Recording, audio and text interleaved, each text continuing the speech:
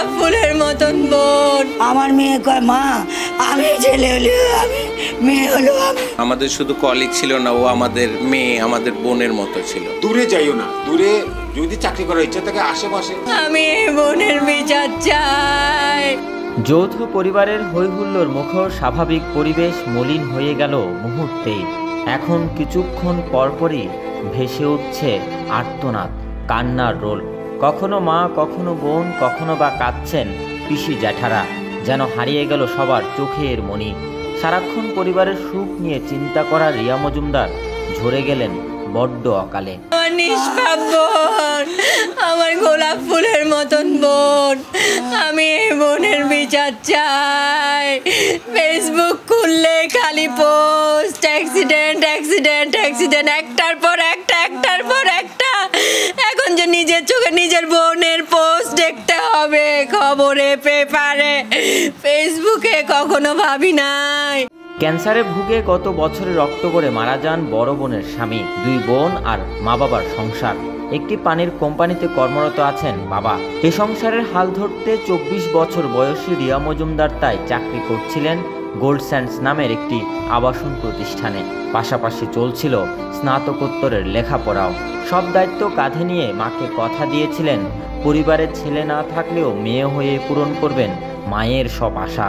আমার মেয়ে অনেক অনেক ধার্মিক, অনেক বুদ্ধিমান মেয়ে, ও কত জ্ঞানী। আমার মেয়ে কয় মা আমি ছেলে হলে আমি, মেয়ে হলো আমি। আর তুমি দুঃখ করো না, তোমার সব আশা আমি পূরণ করবো। মা গো, তুমি কখনো মুখ কালা করে দেখো না, তুমি সবসময় হাসি মুখে দেখো। আমার বড় মেয়েটার বিয়ে, আমার বড় মেয়েটার জামাই 6 মাস হলো মারা গেল ক্যান্সারে আক্রান্ত হইয়া। আমার মেয়ের কত দায়িত্ব আমার বোনেরে দেখতে হইব, আমার মা বাবারে দেখতে হইব, আমার পরিবার দেখতে হইব। আমার এই মেয়েটা কিভাবে গেল গিয়া, তোমরা বিচার করো গো। নগরের লালখান বাজার এলাকায় মঙ্গলবার রাতে সড়ক দুর্ঘটনায় মারা যান রিয়া। এর আগে সন্ধ্যা 7:30টার দিকে তড়িঘড়ি করে বের হন খুলশির অফিস থেকে। মায়ের জন্য ওষুধ আনার তাড়া ছিল রিয়ার। 8টার দিকে সীতাকুণ্ড থেকে ছেড়ে আসা 7 নম্বর বাস থেকে লালখান বাজার মোড়ে নামতে গিয়ে সড়কে পড়ে যান তিনি। এ সময় দ্রুত গতির 2 নম্বর বাস তাকে চাপা দিলে ঘটনাস্থলে মৃত্যু হয় রিয়ার। তখন প্রায় 3টা মেয়ে আমারে ফোন দিয়ে বললো মা তুমি ভাত খাইছো? আমি হ্যাঁ। ওষুধ খাইছো? আমি না, তোর বাবা আনলে খাবো। কয়েক বাবা এখনো ওষুধ আনে নাই। এই ওষুধের লিগে মনে হয় আমার মাইয়া তাড়াতাড়ি কইরা অফিসে তাড়াহুড়া কইরা বিদায় লই আইলো। আমার মেয়ে ওষুধ কিনতে নামলো, তারপরে আবার গাড়িতে উঠে এত বড় অ্যাক্সিডেন্টটা হইলো। এটা কেমন করে হইলো আমি তো বুঝতে পারতেছি না, আর কথা হয় নাই।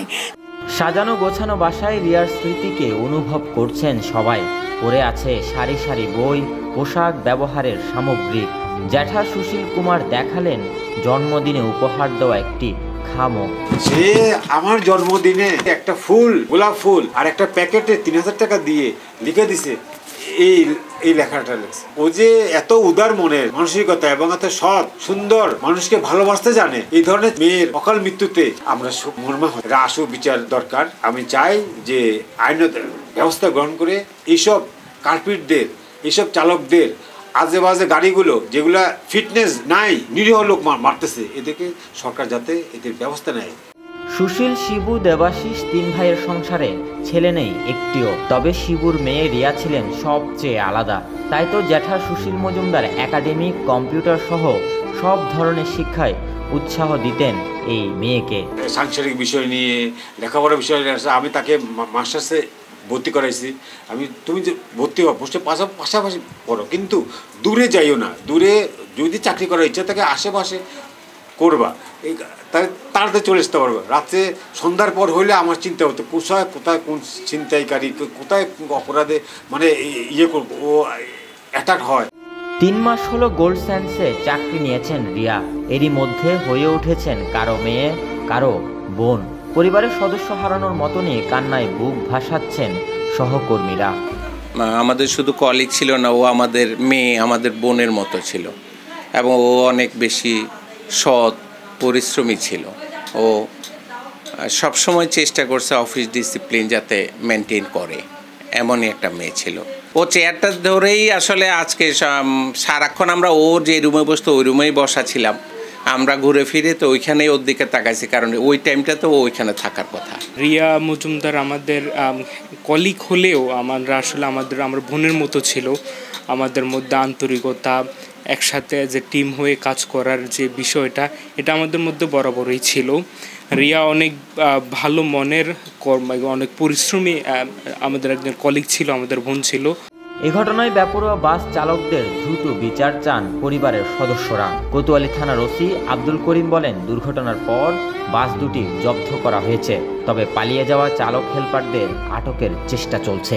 আমরা তো মামলা নিচ্ছি, তো যাকে আটক করছি ওই এখন ড্রাইভার আর হেল্পারকে আমরা অ্যারেস্ট করার ব্যবস্থা করবো। বুধবার সকালে নগরের বলুয়ার দিঘি মহাশ্মশানে শেষকৃত্য সম্পন্ন হয় রিয়া মহাজনের। Robin Dasgupta, news now 24, Chittagong.